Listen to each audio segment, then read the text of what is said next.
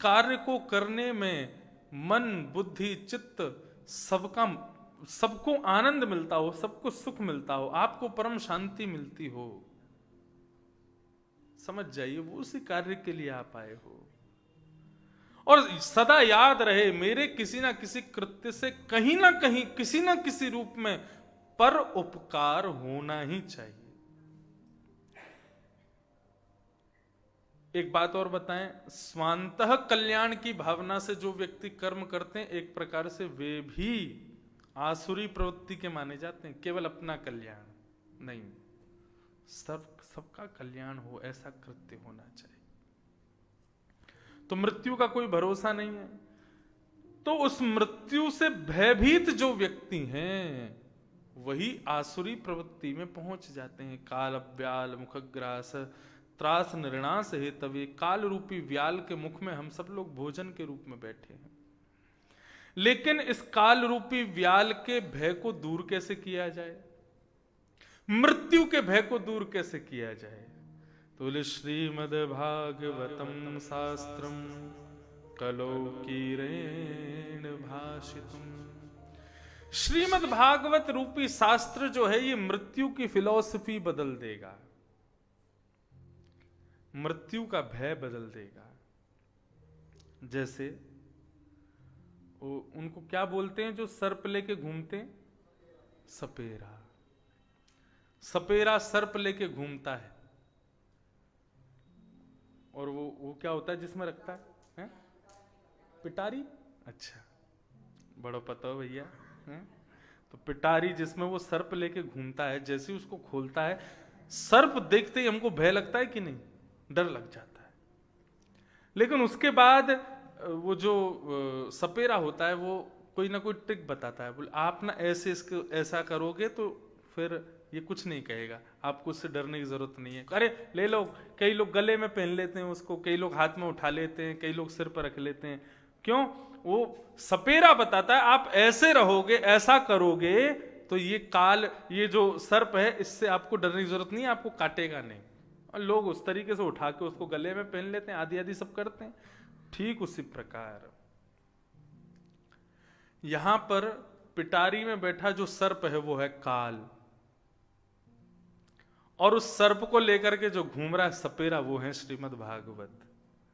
भागवत का आश्रय लोगे तो उस सर्प से कैसे भय दूर हो वो तुमको बता देंगे। काल रूपी व्याल से डर कैसे दूर होगा उसको तुम सीख जाओगे। और जैसे सीख जाओगे तो जैसे मीराबाई ने काल रूपी व्याल को गले में पहन लिया, श्री सूरदास जी महाराज उस काल रूपी व्याल से खेलते थे, श्री कुम्भन दास जी महाराज, श्री हरिदास जी महाराज, श्री हितरिवंश महाप्रभु, ये इन लोगों को काल का भय नहीं था, इन लोगों को समय का भय नहीं था। क्यों? क्योंकि आचार्य रूपी श्रीमद् भागवत रूपी, अब शब्द कहने में अटपटा लगता है लेकिन सपेरा, अरे सपेरा कहने में अटपटा लगता है लेकिन बहुत बड़ी चीज है महाराज। सर्प को नचा देता है, वो काल को नचा देता है, जिससे सब जग भागे डर के, वो उसके इशारे पर नाचता है। सपेरा छोटी चीज नहीं होती।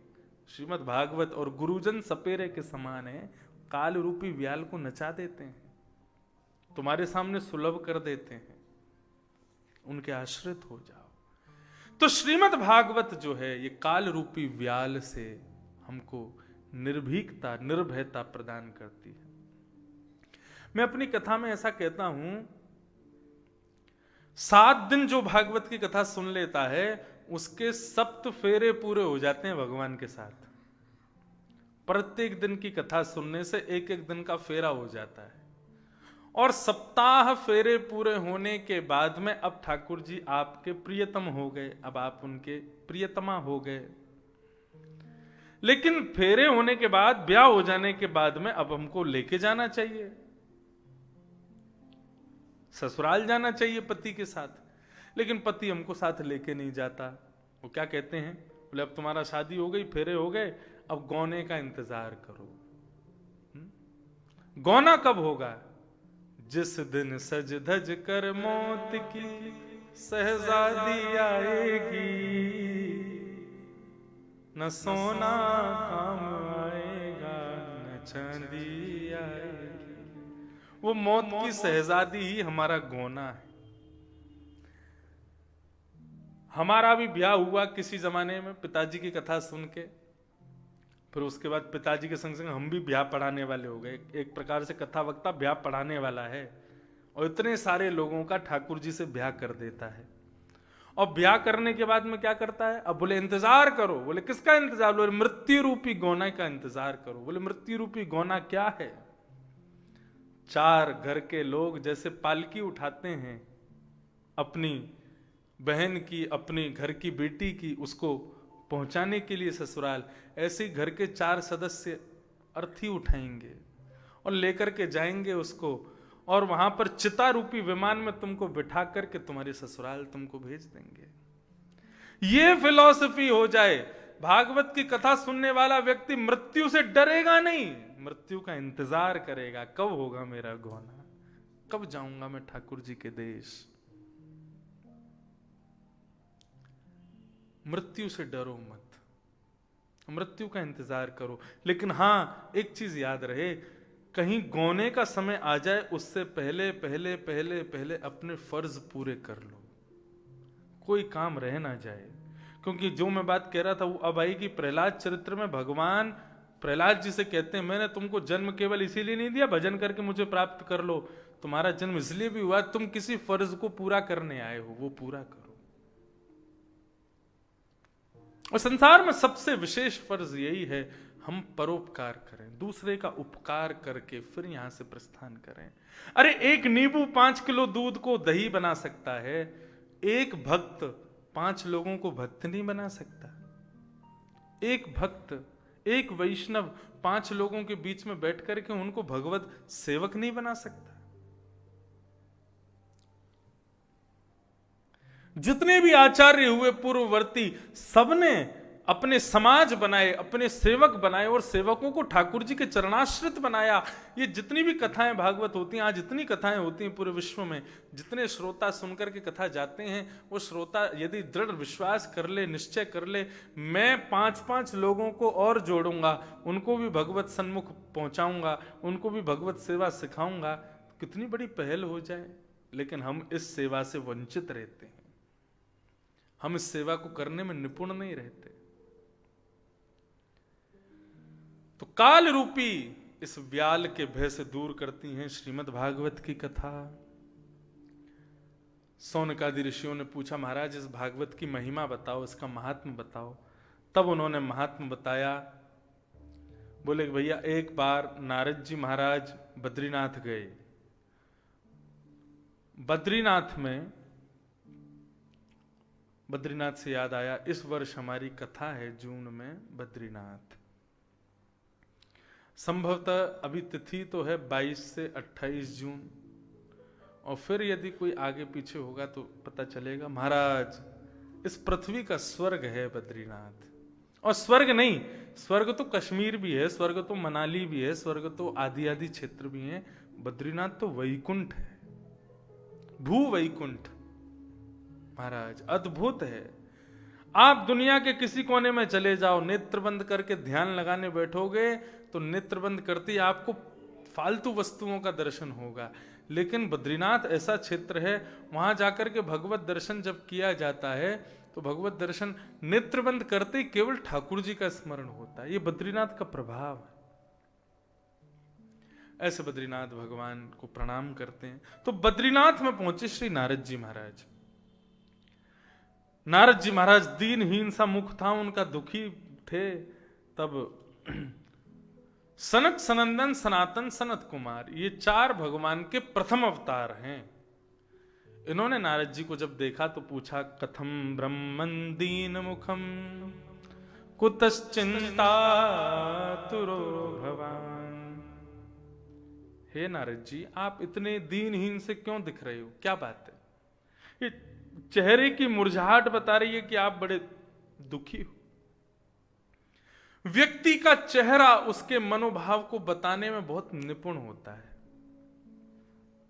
उसकी चेहरे की आकृति बता देती है, वो प्रसन्न है, दुखी है, आनंद में है, असहज है, सब पता चल जाता है। नारद जी महाराज को देख करके सनकादियों ने पूछा, आप इतने दुखी क्यों हो, जरा बताएंगे हमें। तब नारद जी महाराज ने कहा, अहम तुम पृथ्वीन्यातो ज्ञात्वा सर्वोत्तमामिति पुष्करम च प्रयागम च काशीं गोदावरीं तथा। हे महाराज, मैं पृथ्वी पर घूमने के लिए गया, भ्रमण करने के लिए गया, और भ्रमण करता हुआ मैं कहां गया, क्या बोले, पुष्कर गया, प्रयाग गया, काशी गया, आदि आदि तीर्थों में गया, लेकिन मेरे मन को शांति नहीं मिली। क्यों क्यों शांति नहीं मिली? बोले क्योंकि हर जगह लोगों में दूषित प्रभाव देखने को मिला। कैसे कैसे दूषित लोग देखने को मिले? बोले सत्यम नास्ति, असत्य बोलने वाले लोग, तपः शौचम, ना ही उनके अंदर तप है, भजन तो करते नहीं है, सत्य बोलते नहीं है, शौचम यानी कि पवित्र नहीं रहते, दया दानम न विद्यते, लोगों के अंदर दया नहीं है, दान करने की इच्छा नहीं है। ऐसे लोगों का मुझको सब जगह दर्शन हुआ, जिसको देख करके मेरा मन बड़ा खिन्न हो गया प्रभु। और मैंने क्या देखा? मंदा सुमंद मतयो मंद भाग्या विपद्रुता पाखंड निरतां संतो विरक्ता सपरिग्रह। मैंने पाखंडियों को देखा। पाखंडी का मतलब क्या होता है? पाखंड का मतलब क्या होता है? पाखंड का सीधा तात्पर्य होता है कि भगवत भजन, भगवत सेवा, भगवत प्रार्थना केवल दूसरों को दिखाने के लिए करना, इसको पाखंड कहते हैं। वैसे भगवान से कोई मतलब नहीं, लेकिन दूसरों को दिखाने में तुम्हारी रुचि बन जाए, उसको पाखंड कहते हैं। तो ऐसे पाखंडियों को मैंने देखा। मंद सुमंद मति है, मंद बुद्धि के, आदि आदि बहुत सारी बातें बताई। इन सबको देख करके मैं बड़ा दुखी हो गया। सब जगह घूमता घूमता तभी मैं यमुना के तट पर पहुंचा। यमुना के तट पर कहां पहुंचा? श्रीधाम वृंदावन में पहुंचा। और वृंदावन में मैंने एक आश्चर्य देखा। क्या आश्चर्य देखा? नदी के किनारे एक युवती बैठी है, उस युवती की गोद में दो वृद्ध लेटे हुए हैं। वो युवती रुदन कर रही है। तब मैंने पूछा, भाई ये युवती कौन है? तो युवती ने अपना परिचय दिया। अहम भक्ति ऋतिख्याता एमो में तनयो मतौ ज्ञान वैराग्य नामानो काल योगेन जर्जरो। मैं भक्ति हूं, ये दोनों मेरे पुत्र हैं, ज्ञान और वैराग्य। काल योगेन जर्जरो, कलयुग के कारण मेरे पुत्र जो हैं वो जर्जर हो गए हैं। कलयुग के प्रभाव से आप कृपा कीजिए मेरे ऊपर। तब श्री नारद जी महाराज ने भक्ति ज्ञान वैराग्य की पुष्टि के लिए सब जगह भ्रमण किया, खोजा, लेकिन उनको कहीं भी भक्ति का उपाय दिखाई नहीं दिया। तब वे भ्रमण करते हुए बद्रीनाथ पहुंचे और बद्रीनाथ में सनत कुमारों से उन्होंने पूछा कि ज्ञान वैराग्य वृद्ध हैं, मतलब पुत्र वृद्ध हो गए, माता अभी युवान है, उन ज्ञान वैराग्य को पुनः युवान करने का कोई उपाय बताइए। तब श्री सनत कुमारों ने 5 प्रकार के यज्ञ बताए। कौन कौन से यज्ञ बताए? द्रव्य यज्ञस्तपो यज्ञ, योग यज्ञस्तथा परे, स्वाध्याय यज्ञ, ज्ञान यज्ञश्च तेतु कर्म विसूचका। 5 यज्ञ पुरिया, 5 यज्ञ बताए। कौन कौन से यज्ञ हैं? पहला यज्ञ बताया द्रव्य यज्ञ। द्रव्य यज्ञ किसे कहते हैं? भगवान को किसी ना किसी प्रकार की सामग्री अर्पित करना सेवा में, उसको कहते हैं द्रव्य यज्ञ।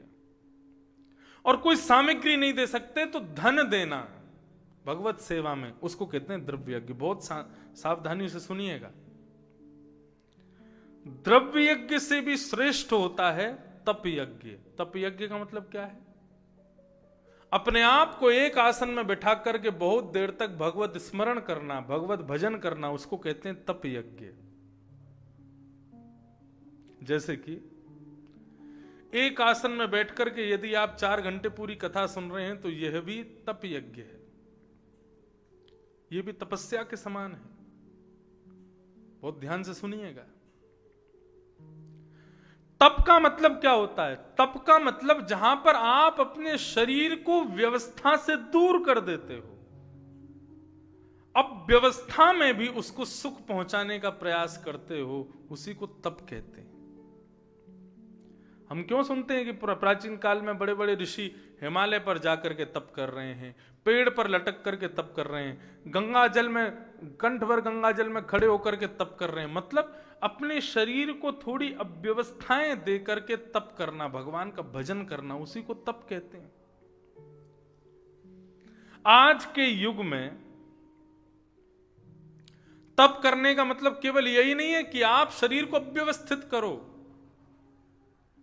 एक आसन पर बैठ करके बहुत देर तक भगवत स्मरण करना भी तप ही समान है, तप के समान है। तप यज्ञ। तो पहला यज्ञ द्रव्य यज्ञ, दूसरा यज्ञ तप यज्ञ, तीसरा यज्ञ योग यज्ञ। योग यज्ञ किसे कहते हैं? योग का मतलब केवल प्राणायाम ही नहीं होता, योग का मतलब प्राणायाम भी होता है।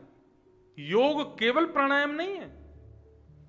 श्रीमद् भगवत गीता में प्रत्येक अध्याय का नाम योग है। भक्ति योग, ज्ञान योग, कर्म योग।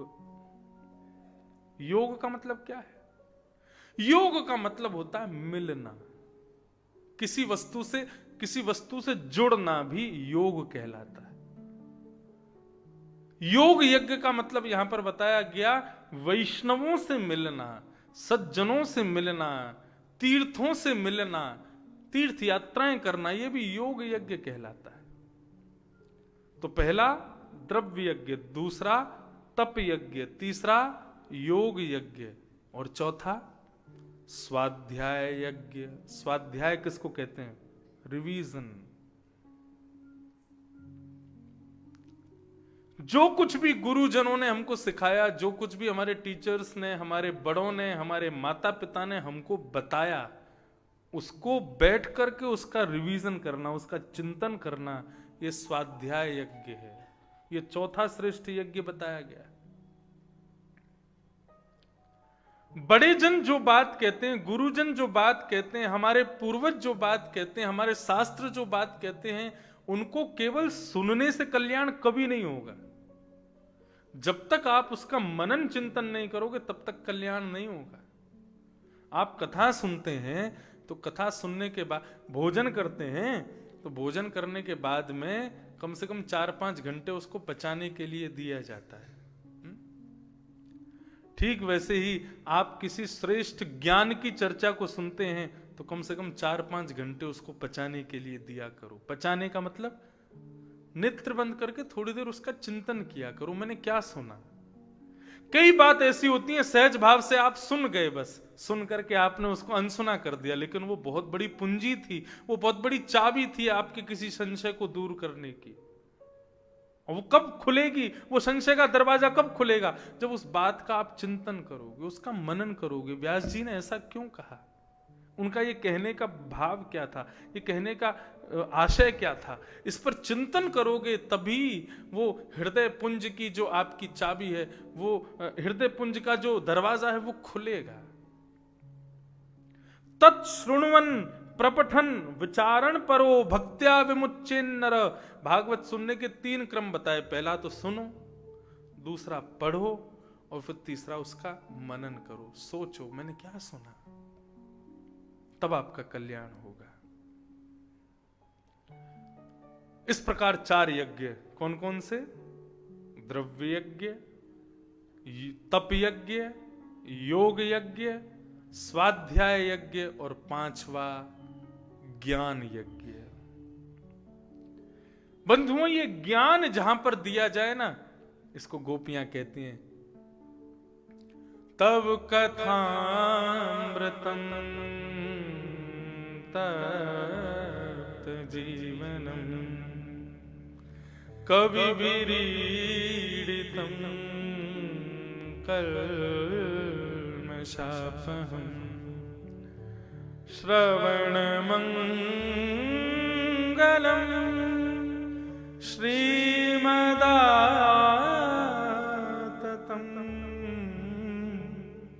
भुवि गृह्णन्ति ते भूरिदा जना। गोपियां एक बात कहती हैं, इस संसार में सबसे बड़ा दानी कौन है? कोई कहता है दानवीर कौन? कर्ण। कोई कहता है दानी वो है, दानी ये है, दानी ये है। अरे इन्होंने भी जो दान दिया ना, वो लेने वाले से एक दिन खर्च हो गया। लेकिन गोपियां कहती हैं भगवान की कथा सुनाने वाले वक्ता जो ज्ञान का दान करते हैं ना, वो कभी खर्च नहीं होता। दान वो श्रेष्ठ है जो लेने वाले से कभी खर्च ही ना हो, और वो श्रेष्ठ दान केवल ज्ञान का दान है। आप कितना भी दो, लेने वाला कितना भी ले, लेकिन वो ना तो कभी उस पर भार बनेगा, ना कभी उसका जगह घेरेगा, और ना कभी उससे खर्च होगा। ये ज्ञान का दान है, ये अतिश्रेष्ठ दान है। ज्ञान, ये यज्ञ सर्वश्रेष्ठ यज्ञ है। नारद जी महाराज ने कहा आपने बताया ज्ञान यज्ञ सर्वश्रेष्ठ है, तो ज्ञान में भी सर्वश्रेष्ठ क्या है? ज्ञान तो बहुत सारा है, गीता का ज्ञान भी है, महाभारत का ज्ञान भी है, रामायण का ज्ञान भी है, और अनेक पुराणों के ज्ञान हैं। उनमें भी सर्वश्रेष्ठ ज्ञान कौन है? तब सनत कुमारों ने कहा सत्कर्म सूचको नूनम ज्ञान यज्ञ स्मृतो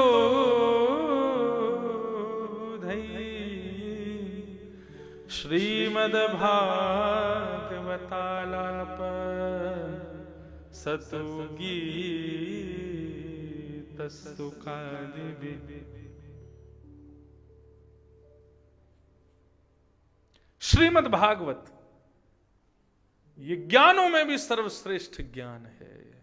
महाराज वो श्लोक मुझे याद नहीं आ रहा, कल सुनाऊंगा। ऐसा सुंदर वर्णन करते हैं राजमहल का। उस राजमहल के सिंहासन पर, राज सिंहासन पर भागवत पुराण विद्यमान है।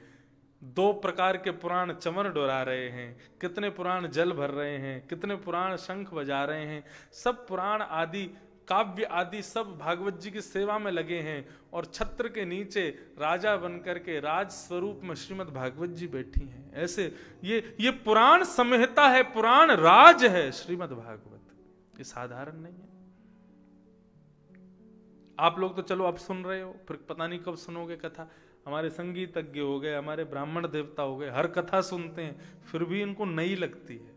मैं ये तो सुनते, मैं तो कहता हूं, खुद ही कहने वाला, मेरे पास उतनी ही भागवत जी हैं जितनी मेरे गुरुदेव ने मुझको दी हैं, लेकिन हर कथा में नई बन करके प्रस्तुत होती है, नई बन करके आती है सबके सामने।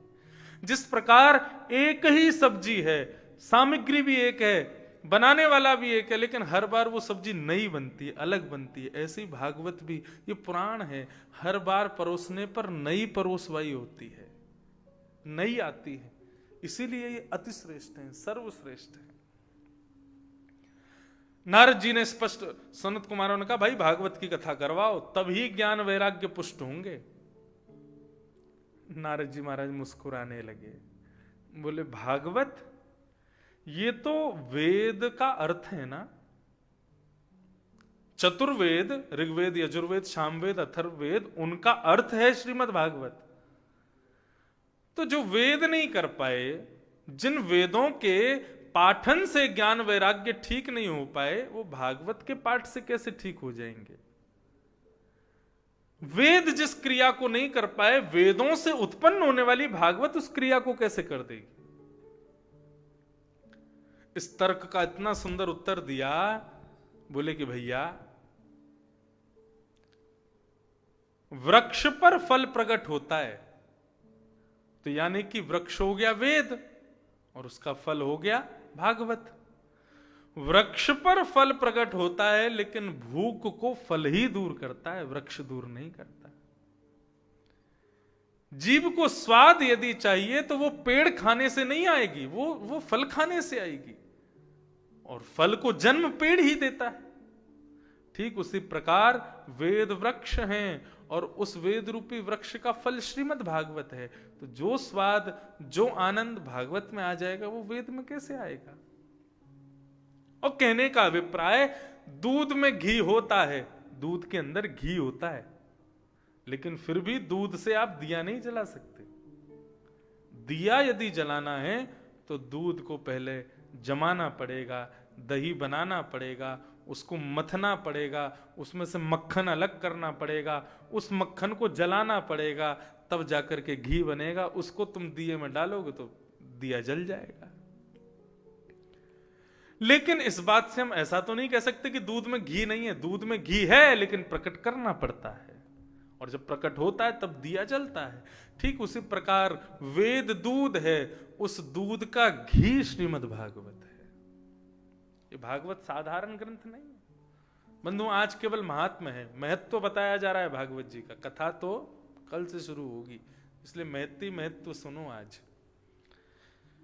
मैं भी अधिकतर कथाओं में महात्मा बहुत जल्दी कह के निकल जाता हूं, लेकिन आज समय से आराम से थोड़ा बहुत समय लेकर के कह रहा हूं, आप लोग प्रेम से सुन भी रहे हैं। तो भागवत घी के समान है। जब ये बात बताई सनत कुमारों ने, तो नारद जी महाराज प्रसन्न हो गए और उन्होंने स्तुति गाई। भाग्योदय बहुजन्म समजितेन सत्संगमं च लभते पुरुषो यदा वै अज्ञान हेतु कृतमोहमदान्धकार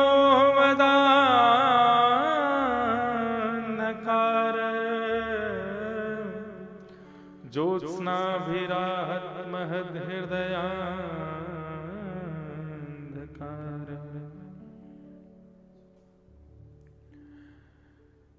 भाग्योदयेन बहुजन्म समर्जितेन, अनेक जन्मों के भाग्य उदित होते हैं तब जाकर के भागवत की कथा मिलती है।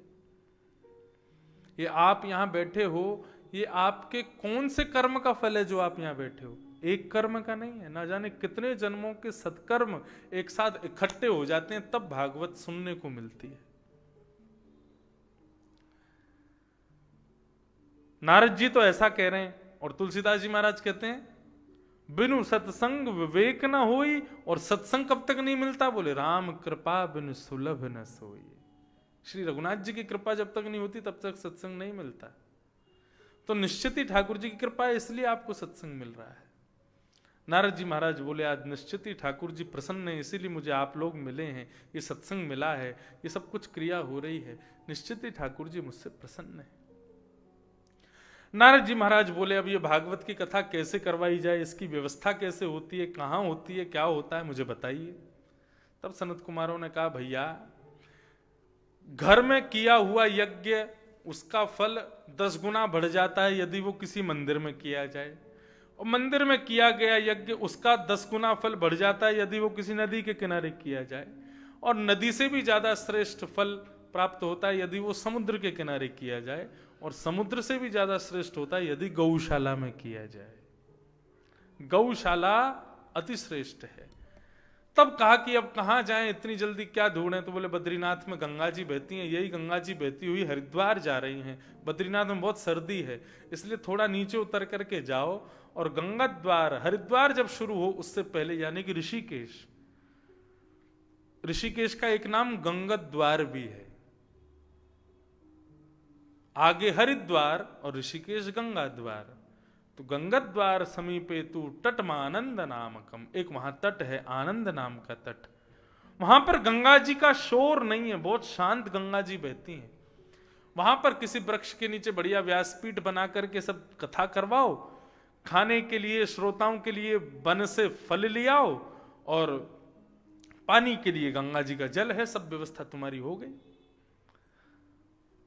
नारद जी महाराज बोले ठीक है मैं जाता हूं। फिर लौट के आए वापस। बोले महाराज कथा की व्यवस्था तो हो गई, कथा सुनाएगा कौन? वक्ता तो बताइए। सनत कुमार बोले वक्ता तुम खुद ही खोज लो। नारद जी महाराज बोले जब सब आपने व्यवस्था कर दी, सब कुछ आप बता रहे हैं, तो फिर वक्ता भी आप ही बन जाओ। सनत कुमारों से प्रार्थना की आप हमारे वक्ता बन जाओ। तब सनत कुमार गंगा द्वार पर पधारे और ये चारों भाई वक्ता के रूप में विराजमान हुए और कथा सुनने के लिए देवर्षि पधारे, राजर्षि पधारे, बड़े बड़े देवता पधारे। महाराज असंख्य लोगों की भीड़ वहां प्रकट हो गई। सबसे अंत में पहुंचे कौन? भक्ति ज्ञान वैराग्य। भक्ति सुतौ तौ तरणौ गृहीत्वा प्रेमैक्वरूपा सहसा विराशे। श्री कृष्ण गोविंद हरे मुरारे नाथेति नामानि मुहुर्वदन्ते। भक्ति सुतौ तौ तरणौ गृहीत्वा। भक्ति तरुण हो गई, जवान हो गई। प्रेमैक रूपा सहसा विराशित। प्रेम रूप में प्रकट हो गई भक्ति और अपने पुत्रों के साथ में प्रकट हो गई। युवान होकर के नृत्य करने लगी। नारद जी को बार बार प्रणाम करने लगी। बोले महाराज आपने ऐसी क्रिया की है, मेरे बालक अब युवान हो गए, अब मुझे आसन प्रदान कीजिए, मैं कहां जाकर के बैठूं? तब नारद जी महाराज ने कहा हे भक्ति महारानी, आपको यदि बैठना है तो निरंतरम वैष्णव मानसानी, इन वैष्णवों के हृदय में जाकर के तुम बैठ जाओ। वैष्णवों के हृदय में भक्ति महारानी विराजमान हुई, विद्यमान हुई।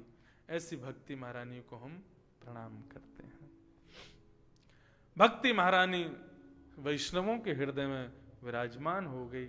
इस प्रकार भक्ति महारानी और ज्ञान वैराग्य को पुष्ट करने के लिए भागवत की कथा सुनाई गई। बंधु, भागवत की कथा का मूल रूप महात्म्य में पहले बताया गया कि हमारे भीतर जो भक्ति है, हमारे भीतर जो ज्ञान है, हमारे भीतर जो वैराग्य है, वो पुष्ट हो, वो नवीन हो, वो स्वच्छ हो, वो निर्मल हो। इसके लिए भागवत की कथा है। ज्ञान का मतलब बहुत ज्यादा हमको नॉलेज हो जाना, उसको ज्ञान नहीं कहते। बड़े बड़े विद्वानों को भी गलत करते हुए देखा है हमने, गलत करते हुए सुना है हमने, जो सब जानते हैं। बहुत जानकारी होना बहुत जरूरी नहीं है। जितनी जानकारी है उसका सही समय पर सही जगह पर प्रयोग होना बहुत जरूरी है। वैराग्य का मतलब सबको छोड़ देना नहीं होता। सबको छोड़ करके और तुम वृंदावन चले आओ, सबका त्याग कर दो, वो वैराग्य श्रेष्ठ नहीं है। सबके बीच में रहते हुए भी किसी के प्रति आसक्ति ना होना, ये वैराग्य श्रेष्ठ है, ये वैराग्य उचित है।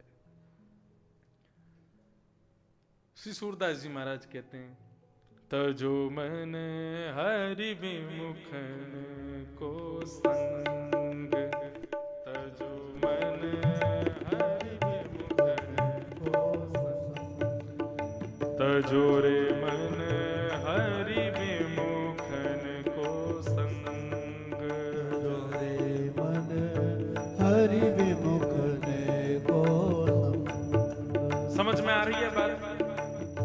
तजो मन हरि विमुखन को संग, जो हरि से विमुख कराने वाले हैं उनका संग छोड़ दो। मतलब त्याग किसका करना है? बोले हरि विमुखों का त्याग करना है। जो हरि से दूर करने वाले लोग हैं उनका त्याग करना है। तजो रे मन हरि विमुखन को संग, तजो रे मन हरि विमुखन को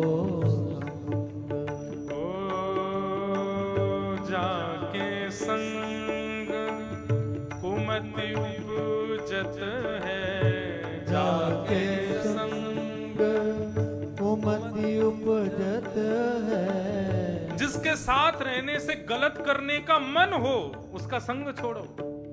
ओ जाके संग कुमति उपजत जाके संग कुमति उपजत है। पड़त भजन में भंग हो, पड़त भजन में भंग, पड़त भजन में भंग हो, पड़त भजन में भंग। तजोरे मन हरि विमुखन को संग, तजोरे मन हरि विमुखन को संग। ये तजोरे मन हरि विमुखन को संग, तजोरे मन हरि विमुखन को संग। ओ कहा होत पे पान कराए, कहा होत पे पान कराए। विष नहीं तजत भुजंग हो, विष नहीं तजत भुजंग। सर्प को कितना भी दूध पिलाओ लेकिन वो विष छोड़ना नहीं छोड़ता, विष ही निकालता है सदैव मुख से।